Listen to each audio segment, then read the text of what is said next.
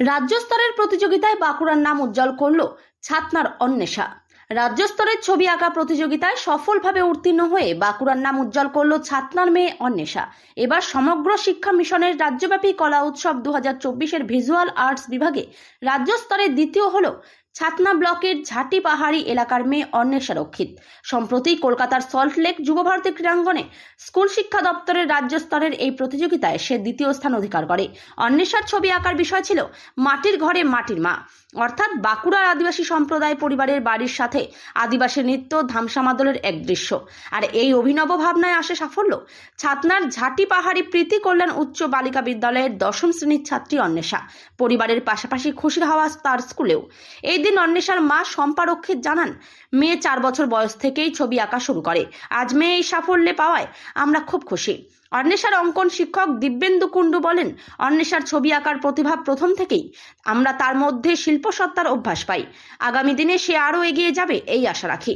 অন্যদিকে এই দিন অন্বেষার স্কুল ঝাঁটি পাহাড়ি প্রীতি কল্যাণ উচ্চ বালিকা বিদ্যালয়ের প্রধান শিক্ষিকা নন্দিনী প্রতিহার বলেন, অন্বেষা এর আগে জেলা স্তরের কলা প্রতিযোগিতায় প্রথম হয়েছিল, এবার রাজ্য স্তরে দ্বিতীয় হওয়ায় আমরা গর্বিত।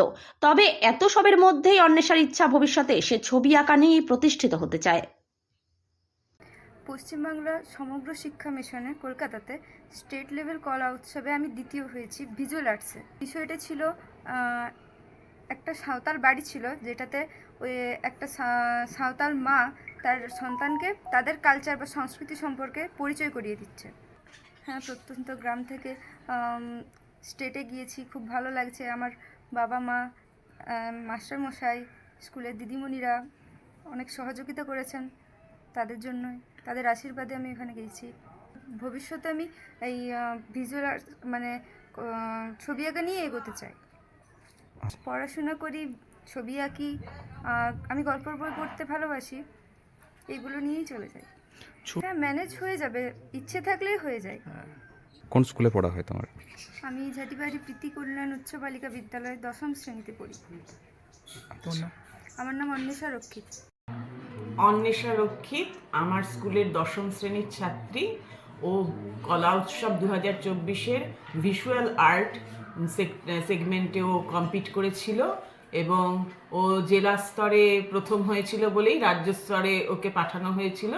রাজ্য স্তরে ও দ্বিতীয় হয়েছে এবং ওর এই সাফল্যের জন্য আমরা খুব গর্বিত। ওরা তো ও তো এটাও নিজস্ব প্রতিভা। হ্যাঁ, ও অনেক, আমি আশা করি ও অনেক দূর উঠবে।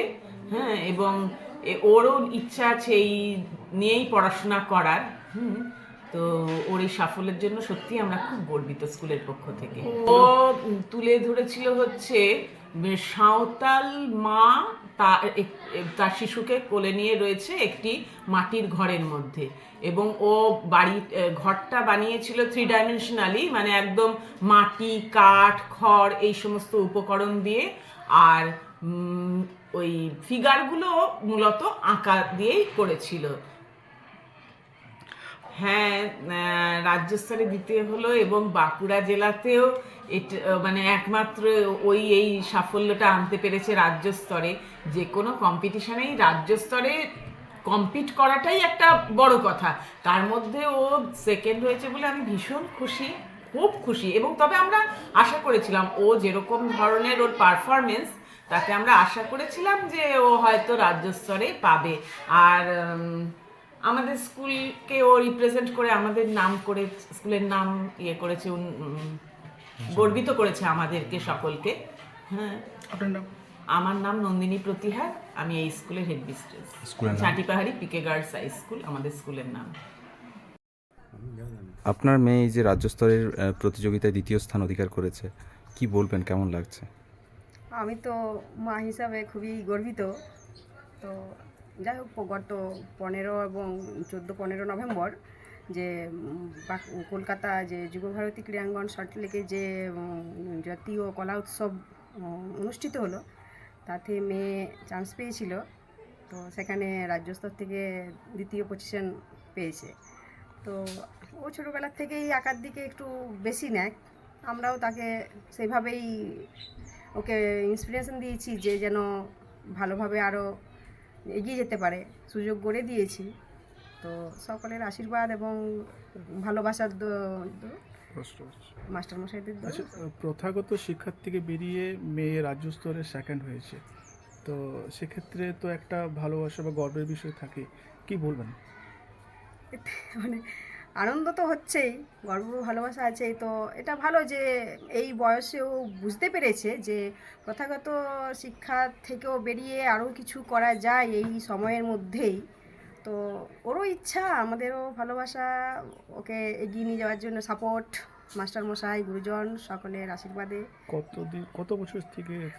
ও মোটামুটি 4 থেকে 5 বছর থেকেই মোটামুটি আঁকা ব্যাপারে ভালো করতো। ছোটো থেকে যে শুরু করেছিল সেটা ভালোভাবেই করেছিল।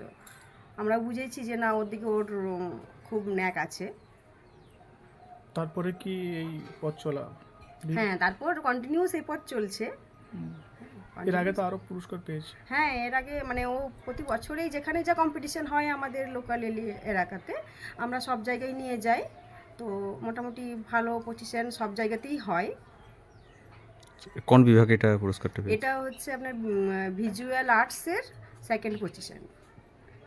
আপনার নাম? ক্ষতিকারক প্লাস্টিকের ক্যারিব্যাগ বর্জনের নির্দেশ দিয়েছে সরকার। চারিদিকে চলছে সচেতনতামূলক প্রচার কর্মসূচি। রায়গঞ্জেও তার ব্যতিক্রম নেই। ক্ষতিকারক প্লাস্টিক পরিবেশকে চরমভাবে দূষিত করছে। এর থেকে নিস্তার চাই। তাহলে উপায় কি? চিন্তা নেই, রায়গঞ্জে চলে এসেছে বিকল্প ব্যবস্থা। সবার জন্য সুখবর। পশ্চিমবঙ্গ সরকারের অনুমোদনে আগামী সপ্তাহ থেকেই শহরে তৈরি হতে চলেছে পরিবেশ বান্ধব দূষণমুক্ত বিভিন্ন ধরনের বায়ো ক্যারিব্যাগ, যা অবশ্যই পচনশীল। একেবারে সুলভে পেয়ে যাবেন আপনারা। আগ্রহী বিক্রেতা ও ডিলারশিপের জন্য অতি সত্বর যোগাযোগ করুন আমাদের সাথে। আমাদের ঠিকানা ইকো ক্যারি ইন্ডাস্ট্রিজ, জেলখানা মোড়, রায়গঞ্জ, উত্তর দিনাজপুর। আমাদের মোবাইল নম্বর 7001178352 অথবা 9434171272 অথবা 8250161082 অথবা 9800217806।